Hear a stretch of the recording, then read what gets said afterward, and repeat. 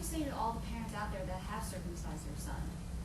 Well, I think that Dr. Storms or Dr. Van Hal, one quoted Maya Angelou, you do better when you know better. So many people, there's absolutely no point in self-recrimination. There's no point in making men or boys who have lost this body part feel that they somehow should feel bad about themselves, or that they, I think as Soraya talked about, there's no benefit in feeling guilty or feeling victimized. People know better now. They should take action. They can support Intact America. They can support local efforts. They can talk to their friends and family.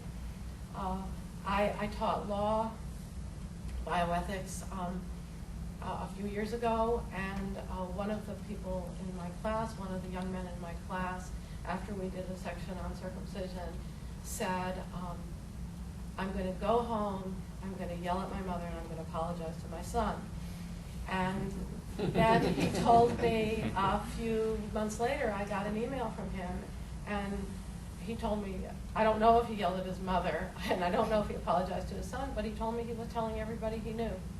Everybody he knew that this was not something that they should do to their children, that they should speak up when they have a family member who is expecting a child, and they should take action, and that's the healing a number of people in this room have talked about today. Speaking of action, what specifically is Intact America doing to affect that change? The campaign that we're launching today on intactamerica.org is a campaign directed to the Centers for Disease Control, which is the largest, of course, public health agency in the United States government. And we are asking people, by signing on to www.intactamerica.org, we're asking them to take action and to write to the CDC and say just what we've talked about today. No matter what you might say about some studies conducted halfway around the world showing some reduction in transmission of disease among men who are circumcised, no matter what, this is unethical. Do not recommend it. Do not be swayed. The American Academy of Pediatrics and the Centers for Disease Control have properly, if not aggressively enough, properly held the position over the years that circumcision is not medically necessary. We want them to continue to hold that position, and indeed we want them to understand the American public thinks, when they know the facts, that circumcision is unethical, and that they should take a stronger statement, and they should say it should not be done. So that is the campaign we're launching today. We're directing it toward the Centers for Disease Control, which as a public agency has accountability to the public.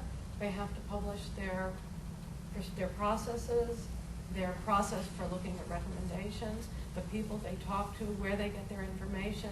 And if 10 million Americans write to them and say, we will not allow our country to support circumcision, we will not allow federal dollars, taxpayer dollars, to be spent on this violation of human rights, they will hear us, and they will change their course. You mentioned that the circumcision rates are declining in the United States, and yet there's the possibility of recommendation or some consideration of health benefits now.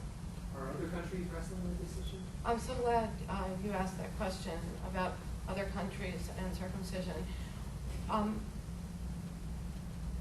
It's interesting because this hype about medical benefits of circumcision is doing absolutely nothing to make the Germans or the French or the English or the Australians or the Scandinavians or the Indians or the people in various South American countries, doing nothing to have them change their practice, which is essentially not circumcising infant baby boys.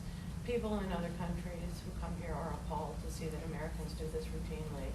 So the rest of the world is persisting on the proper human rights course, which is that they don't approve. The rest of the modern, medically sophisticated world, which is that they do not cut their baby girls and they do not cut their baby boys. Thank you so much to all of you.